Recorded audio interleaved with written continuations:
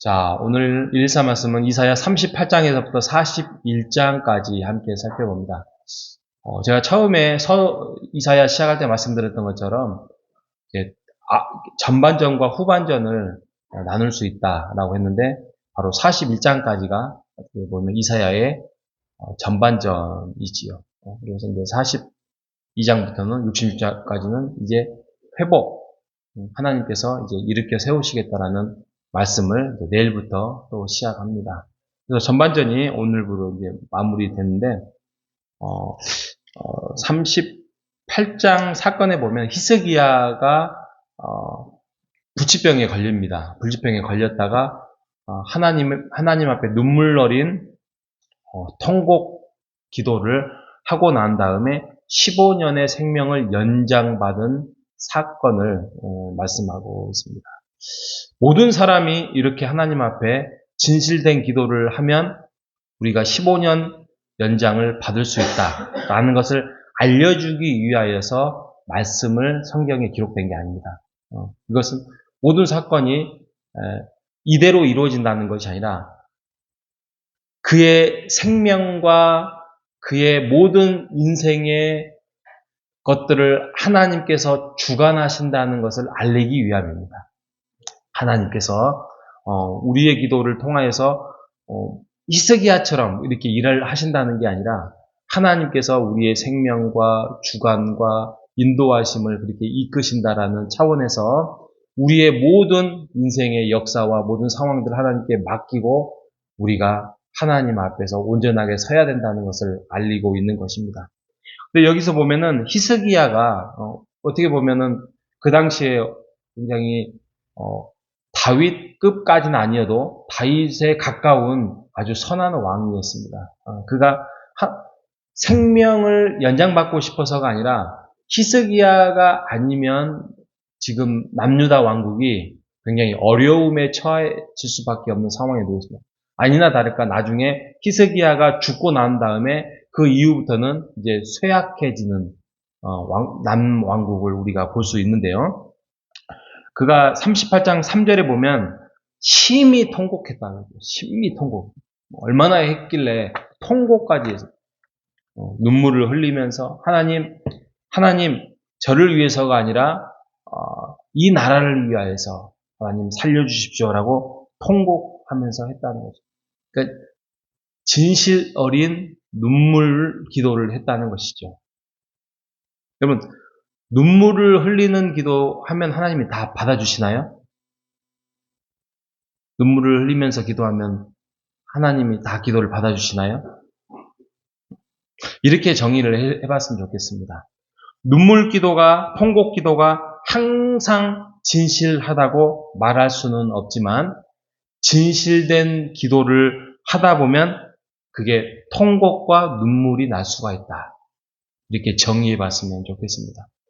안에서가 문제지 정말 하나님과의 진실된 관계, 또 나의 어떤 유익이 아니라 하나님의 나라, 교회를 위한 하나님의 나라를 위한 진실된 기도를 하다 보면 이게 통곡이 될 수도 있고 이게 눈물이 날 때가 많다라고 정의를 해봤으면 좋겠습니다. 왜냐하면 아까 말씀드렸던 것처럼 인생의 주관자는 하나님이신데 우리는 정말 죄성이 많고 욕심이 많은 자를 우리를 하나님의 구원자로 삼아주시고 우리를 하나님의 백성으로 우리의 자녀로 하나님의 은혜를 주심으로써 우리에게 사명자로 불러주시는 하나님의 그 은혜를 생각하면 우리의 인생이 우리 것이 아니라 하나님 것임에도 불구하고 우리가 그렇게 살지 못한 거에 대한 하나님에 대한 죄스러운 마음, 하지만 사명자의 마음으로 우리가 최선을 다하리라는 그러한 하나님 앞에서 기도를 아릴 때 눈물이 날 때가 많겠죠. 왜요? 너무나도 죄송스러워서, 하지만 너무나도 감사해서. 그래서 우리가 하나님 앞에서 정말 온전한 관계 안에서 우리가 기도의 삶을 살아가는 우리 모두 되시기를 주님의 이름으로 축복합니다. 그리고 39장에 가면 실수를 해요. 또 히스기야가 실수를 해서 이제 이후에 이제는 예, 남유다가 쇠락의 길을 가는 그런 장면들을 나중에 볼 수 있고요. 40장에 가면 이제 위로하라라고 말씀을 해요. 이제 40장부터 이제 후반전이 시작된 거예요. 이게 지금 딱 걸쳐 있네요. 그래서 40장에 가면 이제 위로하라, 위로하라. 위로. 하나님의 백성, 너희들이 어려운 일에 처해 있지만 또 나중에 나라가 멸망해서 이제 바벨론으로 가겠지만 하나님께서 그들을 온실 속에서 70년 동안 보호하시고 지키시겠다라는 그러한 역사적인 상황들을 우리가 잘 알고 있죠. 그래서 백성들을 위로하라라고 말씀을 하면서 40장 3절에 보면 여호와의 길을 예비하라라고 말씀을 하고 있습니다. 여호와의 길을 예비하라. 여호와의 길을 예비하라는 것은 우리가 영적으로 깨어 있어서 하나님 앞에서 온전한 관계를 우리가 영적인 상태를 유지하라라는 차원에서의 여호와의 길을 예비하라고 말을 하고 있습니다. 역사적인 상황들은 너무나도 급변하고 있는 상황이 지금 이사야의 이 상황입니다. 그래도 히스기야 왕 때라도 왕이라는 또 나라라는 백성이라는 게 있지만 나중에 이제 끌려가기도 하고 나라가 패망하기도 하고 이제 그러지만 변하지 않는 건 있습니다. 하나님은 변하지 않습니다. 하나님의 일하심 또 하나님이 이스라엘 백성을 사랑하는 것 이것은 변하지 않습니다. 또 변하지 말아야 될 게 하나님과의 관계를 이제는 몸으로 체득하면서 배우기도 하지만 결국에는 하나님을 의지하고 하나님을 붙드는 자에게는 하나님께서 새 힘을 주시겠다라고 말씀을 하고 있습니다. 근데 이 모든 것들이 뭘로 시작되냐면 바로 하나님과의 관계는 말씀으로 변하지 않는 하나님의 말씀으로 유지되고 지속된다라고 말씀을 하고 있는데 40장 8절에 이렇게 말합니다. 풀은 마르고 꽃은 시드나 하나님의 말씀은 영원히 서리라. 하나님의 말씀은 영원히 서리라는 것은 하나님은 영원히 변하지 않게 서 있고 너희들과 함께 하겠다라고 말씀을 하고 있습니다. 그래서 하나님을 붙드는 자, 하나님을 인도함을 받는 자, 하나님을 앙망하는 자는 새 힘을 얻을 것이다라고 40장 31절 그 유명한 말씀 오직 여호와를 앙망하는 자는 새 힘을 얻으리니 독수리가 날개를 쳐서 올라갔을 것이요 다른 박질을 하여도 곤비하지 아니할 것이다. 피곤하지 아니할 것이다. 말씀하고 있습니다. 여러분, 옛날에 드라마 중에 제가 제목이 기억이 안 나는데 드라마에서 나를 추앙하세요. 그런 단어가 있어요. 추앙?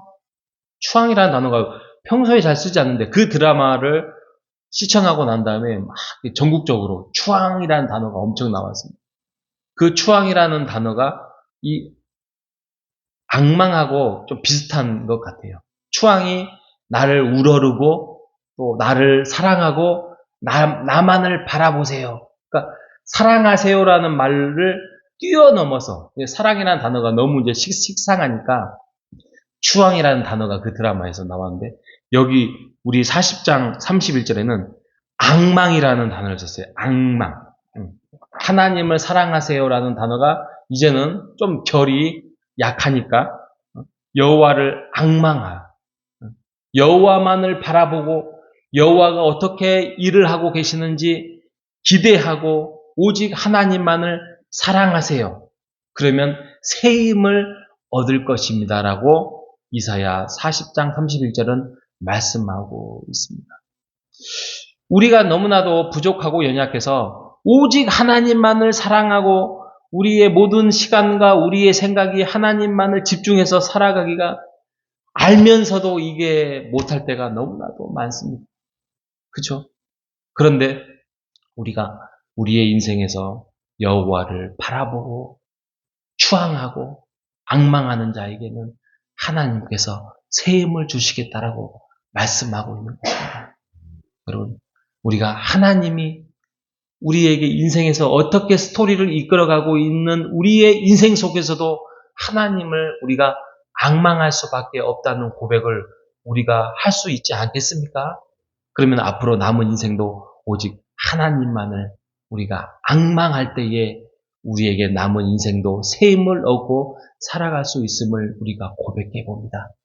오직 하나님과 관계 안에서 우리의 앞으로의 설계, 우리의 인생의 계획, 하나님만을 사랑하고 오직 여호와의 말씀이 영원히 설 수 있다는 사실을 우리가 믿음으로 고백하는 오늘 하루 되시기를 주님의 이름으로 축복합니다. 하나님 아버지 감사합니다. 우리를 위로해 주시고 또 기도를 들으시고 눈물을 닦아주시는 하나님이 우리와 함께 계심을 깨닫게 해주셔서 감사합니다. 세상이 변하는 소리에 흔들리지 않게 하시고 영원히 주의 말씀 안에서 굳건히 서게 하여 주시옵소서. 오직 주를 앙망하며 오늘 하루를 시작하오니 독수리가 날개치며 높이 올라갈 때 새 힘을 준 것처럼 우리의 손을 붙드시는 주님과 함께 담대히 승리하며 살아가는 오늘 하루 되게 하여 주시옵소서. 살아계신 예수 그리스도의 이름으로 기도합니다. 아멘.